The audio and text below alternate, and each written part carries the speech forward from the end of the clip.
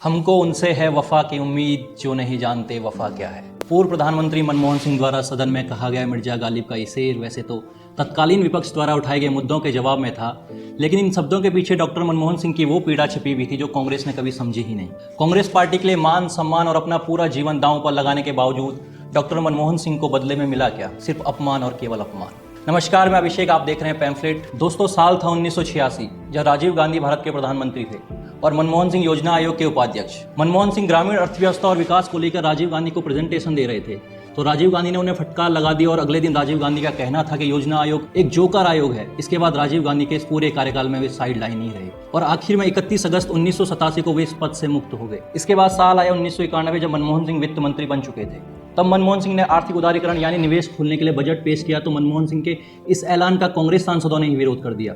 उस वक्त कांग्रेसी अखबार नेशनल हेराल्ड ने इसे मिडिल क्लास पर चोट बताया था और आज इसी नेशनल हेराल्ड की लाइन क्या है आप ये देखिए, यही है दोगलापन।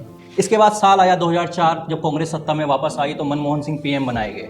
ये सोनिया गांधी की रिमोट कंट्रोल सरकार से चलाने की चाह तो थी, लेकिन असल कारण ये भी था कि कांग्रेस ने न सिर्फ अपने को कर्मों की सजा काटने के लिए मनमोहन सिंह को चेहरा बनाया, बल्कि 1984 के सिख नरसंहार का गुनाह कांग्रेस ने कभी स्वीकार ही नहीं किया और ना ही गांधी परिवार ने पूरे मन से कभी सिख समाज से माफी मांगी। लेकिन साल 2005 में मनमोहन सिंह को इसके लिए माफी मांगनी पड़ी।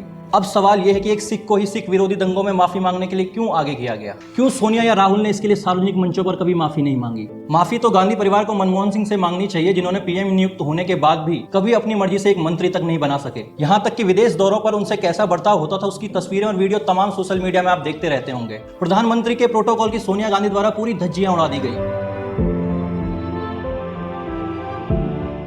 एसपीजी ने मनमोहन सिंह को सोनिया की कुर्सी से उठा दिया और फिर उस कुर्सी पर सोनिया गांधी बैठ गईं। राहुल गांधी आज भले ही मनमोहन सिंह को अपना मेंटर बता रहे हैं, लेकिन राहुल गांधी ने उनके साथ क्या किया था? भारत के इतिहास में मनमोहन सिंह को ऐतिहासिक शर्म का विषय बना दिया गया था। My opinion in the ordinance is that it's complete nonsense and that it should be torn up and thrown out. I don't think we are an authoritarian structure in which one person lays down all the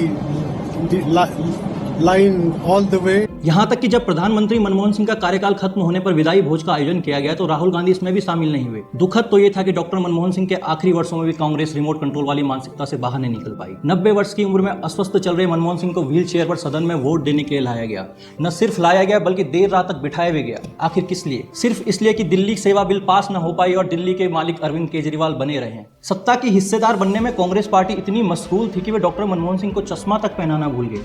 कितनी निराशा हुई होगी doctor Singh को जिस अरविंद केजरीवाल ने उनकी सरकार को सबसे भ्रष्ट का तमगा दिया, उसी अरविंद केजरीवाल के समर्थक के तौर पर वे व्हील चेयर पर बैठे हुए थे। तब मनमोहन सिंह की वो खामोशी भी हजारों सवालों की आबरू नहीं रख पा रही थी, क्योंकि वो सब उनकी पार्टी कांग्रेस द्वारा उनके साथ किया जा रहा था। दोस्तों, डॉक्टर मनमोहन सिंह जब कहते थे कि मीडिया की तुलना में इतिहास उनके प्रति दयालु होगा, तो उसी इतिहास के किसी अध्याय में कांग्रेस द्वारा किए गए ये सभी शर्मनाक घटनाक्रम लिखे जाएंगे जो गवाही देगा कि इतिहास दयालु हो न हो, लेकिन उनकी कांग्रेस पार्टी उनके प्रति कभी दयालु नहीं रही। धन्यवाद। देखते रहिए द पैम्फलेट।